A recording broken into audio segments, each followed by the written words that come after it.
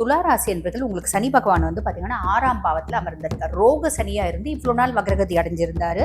இப்போ வக்ர நிவர்த்தி அடைஞ்சு நிறைய நற்பலன்கள் கொடுக்க போறாரு. என்னென்ன நற்பலன்கள் கொடுக்க போறாரு? பெரும்பாலான அன்பர்கள் கடன்ல இருந்து ஒரு விமோச்சனம், நோயே இல்லாத ஒரு வாழ்க்கை, எதிரிகளே இல்லாத ஒரு வாழ்க்கை இப்படின்றத வாழ போறாங்க. பொதுவா சனியே ஒருத்தவங்களுக்கு உதவி பண்றான் அப்படின்னா அவங்களுக்கு வந்து யாரோட தயவு, மற்ற மனுஷாலனோட தயவு தேவையே இல்லை அப்படின்னு சொல்லலாம். அந்த அளவுக்கு அவன் ஃபுல் ஃபிளெட்ஜ்டா வந்து பாத்தீங்கன்னா சப்போர்ட்டிவா இருக்கான். துளாராசி அன்பர்கள் உங்களுக்கு இந்த சனி பகவான் வக்ர நிவர்த்தி அடைஞ்சிருக்கிறது என்ன மாதிரி நற்பலன்களை கொடுக்க போறாரு அப்படின்னா, துளாராசி அன்பர்கள் உங்களுக்கு சனி பகவான் வந்து பாத்தீங்கன்னா 6ஆம் பாவத்துல அமர்ந்திருக்கார். ரோக சனியா இருந்து இவ்வளவு நாள் வக்ரகதி அடைஞ்சிருந்தாரு. இப்ப வக்ர நிவர்த்தி அடைஞ்சு நிறைய நற்பலன்கள் கொடுக்க போறாரு. என்னென்ன நற்பலன்கள் கொடுக்க போறாரு? இப்படிதாம்மா எல்லாம் சொல்றீங்க, ஆனா ஒன்னும் எந்த நல்லதும் நடக்கலையம்மா, இனிமேல் பட்டுதாங்க நடக்கும், வெயிட் பண்ணுங்க. அப்ப என்ன நல்லது நடக்கும்? துளாராசி அன்பர்கள் பெரும்பாலான அன்பர்கள் கடன்ல இருந்து ஒரு விமோச்சனம், நோயே இல்லாத ஒரு வாழ்க்கை, எதிரிகளே இல்லாத ஒரு வாழ்க்கை இப்படின்றத வாழ போறாங்க. அப்ப கடன்ல இருந்து விமோச்சனம் நீங்க சொல்றீங்கம்மா, எனக்கு பல கோடி கடன் இருக்கு, நானும் தெருக்கோடியில நிக்கிறேன். அந்த பல கோடி கடனை நிவர்த்தி பண்றது எப்படி, பல கோடி கடனை செலுத்துறது எப்படி அப்படின்னா ரொம்ப சிம்பிள்ங்க. கடனை திருப்பி செலுத்தணும் அப்படின்ற ஒரு எண்ணம் இருக்கட்டும். உங்களோட உழைப்பு அப்படின்றத நீங்க மூலதனமா போடுங்க, ஆட்டோமேட்டிக்கா கடனை திருப்பி செலுத்துவீங்க. இதுக்கு சனி உங்களுக்கு உதவிகரமா இருப்பான். பொதுவா சனியே ஒருத்தவங்களுக்கு உதவி பண்றான் அப்படின்னா அவங்களுக்கு வந்து யாரோட தயவு, மற்ற மனுஷாலனோட தயவு தேவையே இல்லை அப்படின்னு சொல்லலாம். அந்த அளவுக்கு அவன் ஃபுல் ஃபிளெட்ஜ்டா வந்து பாத்தீங்கன்னா சப்போர்ட்டிவா இருப்பான். கவலைப்படாதீங்க. அதே மாதிரி நோயில இருந்து ஒரு விமோச்சனம் சொன்னீங்கம்மா, எனக்கு இருக்கட்டும் ஒரு குரோனிக் இல்னஸ் அப்படின் போது நிறைய பெண்கள், அவங்களோட கணவர் துளாராசியா இருக்கலாம், அவங்களுக்கு வந்து பாருங்க கேன்சர் மாதிரி நோய்கள் இருக்கலாம், இல்ல குரோனிக் கிட்னி டிசீஸ் அப்படிம்பாங்க, சிறுநீரக செயலிழப்பு, இந்த மாதிரி நோய்கள் இருக்கலாம். இதுல இருந்தெல்லாம் விமோச்சனம் கிடைக்குமா? நிறைய பேர் கிடைக்கிறதுக்கு வாய்ப்பு உண்டு. ஆனா ஒரு முறை அவங்களோட சுய ஜாதகம் நீங்க பாத்துக்கோங்க. அவங்க மாரக தசையில இல்லையா, கண்டங்கள் இல்லையா, இப்படி நிறைய விஷயங்கள் இருக்கு, அதெல்லாம் பாத்துக்கோங்க. செவ்வாயினோட பொசிஷன் எல்லாம் பாத்துக்கணும். பட் நீங்க பெண்கள் துலா ராசியா இருக்கீங்க அப்படின்னா உங்க கணவர் சார்ந்த பிரச்சனைகள் அவரோட ஜாதகத்தையும் பாத்துக்கணும்.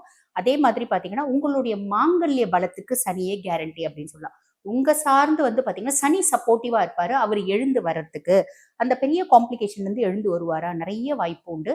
ஏன்னா வந்து பாருங்க, அதுக்கான ப்ராப்பரான ஒரு வைத்தியம் அப்படின்றது கிடைக்கும். செய்யக்கூடிய வைத்தியம் பலிதமாகும். அதுதான் இங்க பிளஸ். நேரமும் காலமும் சந்தர்ப்பமும் சூழ்நிலையும் கிரகங்களும் ஃபேவரா இல்லை அப்படின்ற பட்சத்துல நம்ம செய்யக்கூடிய வைத்தியங்கள் அப்படின்றது பலிதமாகாது. ஆனா இப்ப சனி சப்போர்ட்டிவா இருக்காரு அப்படின்ற பட்சத்துல செய்யக்கூடிய வைத்தியம் பலிதமாகும். அப்ப உடல் ஆரோக்கியம் முழுசும் குணமடையக்கூடிய நோய் சாலிடா குணம் அடையும். குணம் அடையாத நோயிலையும் ஒரு இம்ப்ரூவ்மெண்ட், ஒரு பெட்டர்மெண்ட், மருந்து மாத்திரை சாப்பிட்டுட்டு நான் சந்தோஷமா இருக்கேங்க அப்படின்ற ஒரு சூழ்நிலை, பண்ணக்கூடிய சர்ஜரி சக்சஸ் ஆகுது, இப்படி சூழ்நிலை இது எல்லாமே உருவாகுங்க. இதெல்லாம் ஒரு பெரிய பிளஸ் அப்படின்னு சொல்லலாம். பொதுவாக வந்து பாருங்க, சனி பகவான் உங்களுக்கு லார்ட் ஆஃப் 4 and 5, அதாவது சுக தாயார் ஸ்தானத்துக்கும் அவன் தான் அதிபன். அதே மாதிரி பாத்தீங்கன்னா பூர்வ புண்ணிய ஸ்தானம் புத்திரஸ்தானத்துக்கும் அவன் தான் அதிபன். அந்த சுக தாயார் ஸ்தானத்துக்கு அதிபன் அம்மாக்கும் உங்களுக்குமான உறவு முறையில ஒரு நல்ல முன்னேற்றம், ஒரு நல்ல உறவு முறை, நல்ல இணக்கம். அம்மாக்கு உடல் சார்ந்த உபாதைகள் இருந்துச்சுங்க, இப்ப அம்மானோட ஹெல்த்ல வந்து ஒரு பெரிய நல்ல ரிசல்ட் இருக்கு. அம்மா உடல்நிலை சரியில்லாததான் என்னோட பெரிய மன உளைச்சலா இருந்துச்சு, இப்ப அம்மாக்கு நல்லா இருக்கு அப்படின்ற ஒரு விஷயம். என்னோட கம்ஃபர்ட் முதல்ல விட இப்ப பரவாயில்லைங்க. முதல்ல வந்து பாருங்க, இப்ப உதாரணத்துக்கு இப்ப என்ன வச்சு நான் சொல்றேன்னு வச்சுக்கோங்களேன். முதல்ல வந்து பாருங்க, என் கிளினிக்கு நான் டெய்லி 1 மணி நேரம் டிராவல் பண்ணிட்டு வரக்கூடிய சூழ்நிலை இருந்துச்சுன்னு வச்சுக்கோங்களேன். நான் காலையில போவேன், அங்க போயிட்டு திருப்பி நைட் ஈவினிங் வந்து பாத்தீங்கன்னா டிராஃபிக்ல 1 மணி நேரம் டிராவல் பண்ணிட்டு வருவேன். ஆனா இப்ப நான் என்ன பண்ணிட்டேன், எனக்கு போயிட்டு வரது கஷ்டமா இருக்கு அப்படின்னு வீட்டோடைய கிளினிக்கல் செட்டப் அப்படின்றது வச்சுட்டேன். அப்ப பேஷண்ட்ஸ் என்ன தேடி வராங்க, நான் வீட்டுல உட்காந்தே அழகா வைத்தியம் பண்றேன். இந்த மாதிரி டாக்டர்ஸ்க்கு, இந்த மாதிரி ஒவ்வொரு தொழில் செய்யறவங்களுக்கும் அவங்களோட கம்ஃபர்ட் ஏதோ ஒரு விதத்துல அதிகமாகும். அதுக்கு சனியே கேரண்டி அப்படின்னு சொல்லலாம். அதே மாதிரி பூர்வ புண்ணிய ஸ்தானம் புத்திரஸ்தானத்துக்கும் அவன் தான் அதிபன். அப்ப என்ன பண்ணுவான், பூர்வீக சொத்து பத்து இருக்கு, அது பெரிய பிரச்சனை இருக்கு, எனக்கு வரவே வராது, நான் முடிவு பண்ணிட்டேன் இந்த காலகட்டத்துல வரும். பூர்வீக சொத்து பத்து இருக்கு, அது வந்து பாருங்க பிரச்சனையோட இருக்கு, அது கோர்ட்ல இருக்கு, அந்த கோர்ட்ல இருந்து வரக்கூடிய தீர்ப்பு எனக்கு சாதகமா வரும். நான் என்ன பண்றேன், என்னோட மென்டார்ஸை கேட்டு, என்னோட வெல்விஷர்ஸை கேட்டு அது outside the court settle பண்ணலாமான்னு யோசிக்கிறேன். செட்டில் பண்றேன். பஞ்சாயத்து மத்தியஸ்தர்களை வச்சு பஞ்சாயத்து பண்ணி அந்த ப்ராப்ளமை நான் சால்வ் பண்ணிட்டேன். குழந்தை இல்லை அப்படின்னு வைத்தியம் பண்ணிட்டு இருக்கேன். நிறைய பேருக்கு அந்த குழந்தை பேரு அப்படின்னு கிடைக்கிறதுக்கு வாய்ப்பு உண்டு. என் பிள்ளைங்களால நான் ரொம்ப கடுமையான மன உளைச்சலுக்கு ஆளாயிட்டேன். என் பிள்ளைங்க அவ்வளோ எனக்கு காம்ப்ளிகேஷனை ஏற்படுத்துறாங்க. என்ன ஒரு பெரிய லெவல்ல வந்து பாத்தீங்கன்னா ட்ராப் பண்றாங்க, அசிங்கப்படுத்துறாங்க, அவமானப்படுத்துறாங்க. அது வந்து காலேஜ் படிக்கிற பிள்ளையா இருந்தாலும் சரி, வேலை செய்யறவங்களா இருந்தாலும் சரி, ஒரு ஸ்கூல் படிக்கிற பிள்ளைங்களா இருந்தாலும், பிள்ளைங்க வந்து பார்த்தீங்கன்னா, எனக்கு வந்து நெறைய வந்து ஒரு மன உளைச்சலை ஏற்படுத்துறாங்க. அவங்களால நான் அசிங்கப்படுறேன், அவமானப்படுறேன் அப்படின்னு இருந்தாலும், இந்த காலகட்டம் பிள்ளைங்க ரொம்ப திருந்திடுவாங்களாம்மா, தங்க கம்பியா மாறிடுவாங்களாம்மா, பிள்ளைங்க நான் கிழிச்ச கோட்ட தாண்ட மாட்டாங்களாம்மா, நான் ஒரு வட்டம் போட்டு வச்சேன், அந்த வட்டத்துக்குள்ளேயே நிப்பாங்களாம்மா, இவ்வளோலாம் எதிர்பார்க்கக் கூடாது. ஓரளவுக்கு. பொதுவா வந்து பாருங்க, கிரகங்களும் ஓரளவுக்கு செய்வாங்க.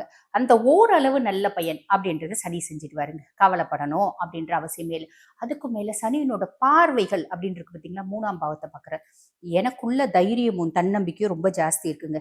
எவ்ளோ பிரச்சனை வந்தாலும் நான் அத சமாளிப்பேன் அப்படின்ற நம்பிக்கை இருக்கு. மலையே வந்தாலும் என் தலையே தாங்கும்னு நான் நிப்பேன். அந்த மாதிரி ஒரு தைரியம் அப்படின்றது வரும். தம்பி, தங்கச்சி ஏதோ ஒரு விதத்துல எனக்கு சப்போர்ட்டிவா இருப்பாங்க. என்னுடைய தம்பி வந்து பாருங்க, முதல்ல வந்து எனக்கு ரொம்ப காம்ப்ளிகேஷன் குடுத்திருந்தாரு. ஐயோ! அண்ணா இப்ப ரொம்ப கஷ்டப்படுறாரு. அண்ணாக்கு ஹெல்த் இஷ்யூஸ் இருக்கு. அண்ணாக்கு ஆஃபீஸ்ல பிரச்சனை இருக்கு. நம்ம செய்யலாம். அக்கா வந்து பாரு ரொம்ப கஷ்டப்படுறாங்க. பிள்ளைங்களால ரொம்ப வந்து பார்த்தீங்கன்னா, கடுமையான மன உளைச்சலுக்கு ஆளாயிருக்காங்க. அப்ப பிள்ளைங்க எதிர்க்க அக்காவுக்கு வந்து பார்த்தீங்கன்னா, எதிராளியா செயல்படுறாங்க. அப்ப அக்கா கூட நம்ம துணையா நிக்கலாம். இப்படி ஒரு விஷயம் உங்க தம்பி, தங்கச்சி செய்வாங்க. இது ஒரு பெரிய பிளஸ் இல்லைங்களா? அதே மாரி துஷ்டானத்துல சனியினோட பார்வை. கணவனோட ஆயுசுக்கு இப்ப நீங்க வந்து துலா ராசி லேடீஸா இருக்கீங்க அப்படின்னா, கணவனோட ஆயுசுக்கு நான் முன்னமே சொன்னேன். ஏதாவது பிரச்சனை இருக்கு அப்படின்னாலும் சனி முடிஞ்ச வரைக்கும் காப்பாத்திடுவாரு. உங்க கணவரோட சுய ஜாதகத்துல தச புத்தி நல்லா இருக்கா, மாரக தசை இருக்கா அப்படின்றத நீங்க அனலைஸ் பண்ணிக்கோங்க அப்படின்னு சொன்னேன். அவ்வளவுதான். அதே மாதிரி பாருங்க 12ஆம் பாவம். மோட்ச விரயஸ்தானம். அயன, சயன, போஜன, மோட்ச விரயஸ்தானத்த சனி ரோக சனியா இருந்து பார்க்கிறார். நெறைய துலா ராசி என்பர்கள் நல்லா சாப்பிடுவீங்க. நிம்மதியா தூங்குவீங்க. அதே மாரி வெளிநாட்டுக்கு போகணும் அப்படின்லாம் யோசிக்கிறவங்க தாராளமா வெளிநாட்டுக்கு போலாம். அதே மாதிரி சுப செலவுகள் பண்ணணும். இப்ப நான் வந்து பாருங்க, ஒரு டூர் போணும், ஒரு கோயில் போணும், ஒரு தீர்த்த யாத்திரை போணும், தாராளமா போலாம். குலதெய்வ வழிபாட்டுக்கு போணும், தாராளமா போலாம். சனி அதெல்லாம் கெடுக்க மாட்டார். வீடு கட்டணும்னு நெனைக்கிறேங்க, கட்டலாம். வண்டி வாங்கணும்னு நெனைக்கிறேங்க, வாங்கலாம்.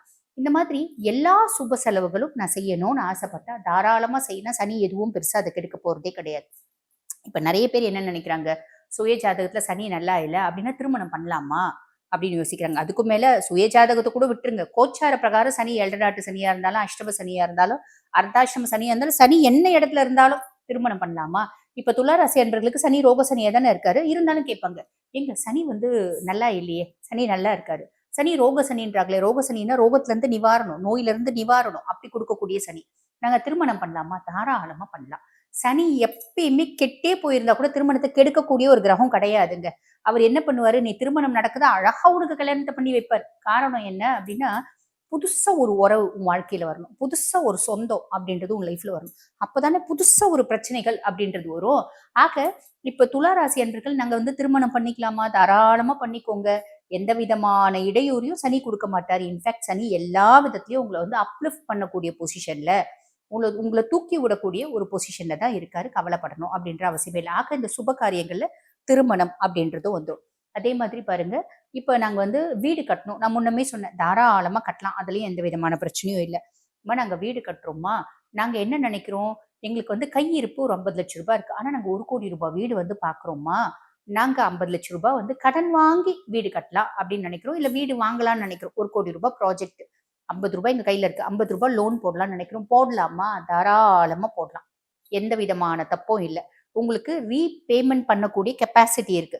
மாசம் மாசம் வருமானம் வருது. அந்த மாச வருமானத்த இவ்ளோ டியூ என்னால கட்ட முடியும். உதாரணத்துக்கு ஒரு ரூ. 40,000 டியூ மாசம் வருதுன்னா, ரூ. 40,000 என்னால கட்ட முடியுமா? தாராளமா பண்ணுங்க. கடன் வாங்குறதே தப்பா? அப்படிலாம் கிடையாது. கடன் வாங்கலாம்.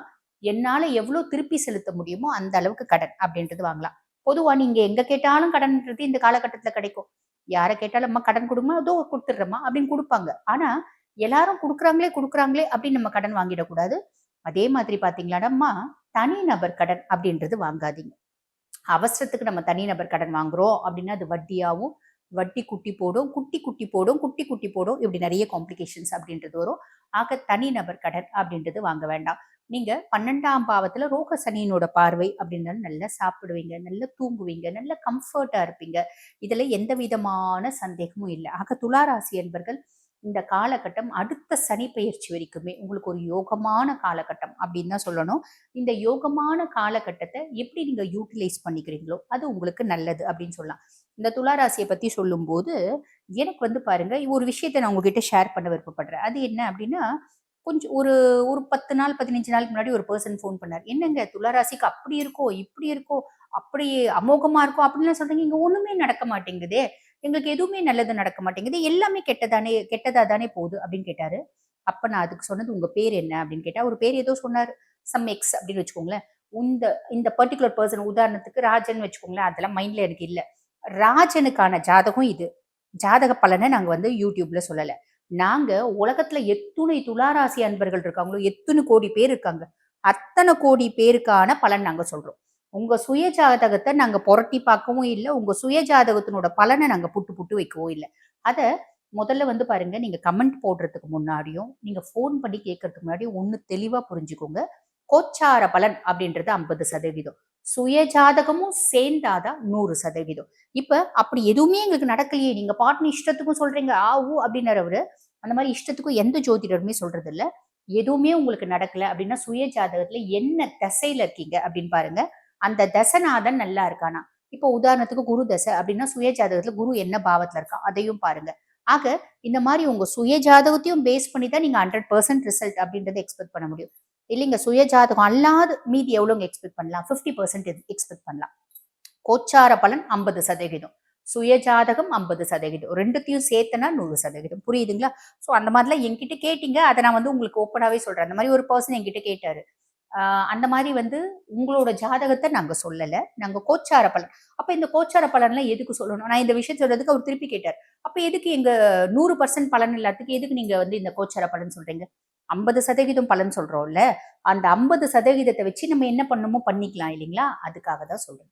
ஓகே. ஸோ இந்த மாதிரி அடமெண்ட் ஆர்குமெண்ட் வேண்டாம். உண்மையை சொல்றோம்.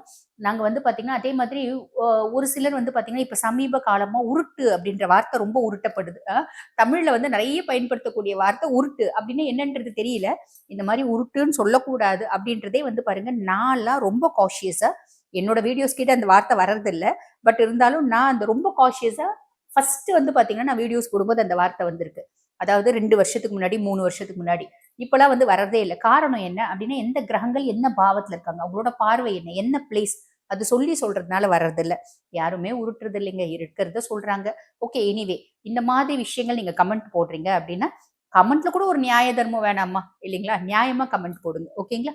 ஸோ ஆக இந்த மாதிரி சின்ன சின்ன விஷயங்கள நீங்க காஷியஸா இருக்கீங்க அப்படின்னா மட்டும் போதுமானது. இது வந்து காற்றுள்ள நேரம். எவ்வளவு தூத்திக்கிறீங்களோ தூத்திக் கொள்ளுங்கள். நல்லது நடக்கும். நல்லது மட்டுமே நடக்கும். வாழ்த்துக்கள்.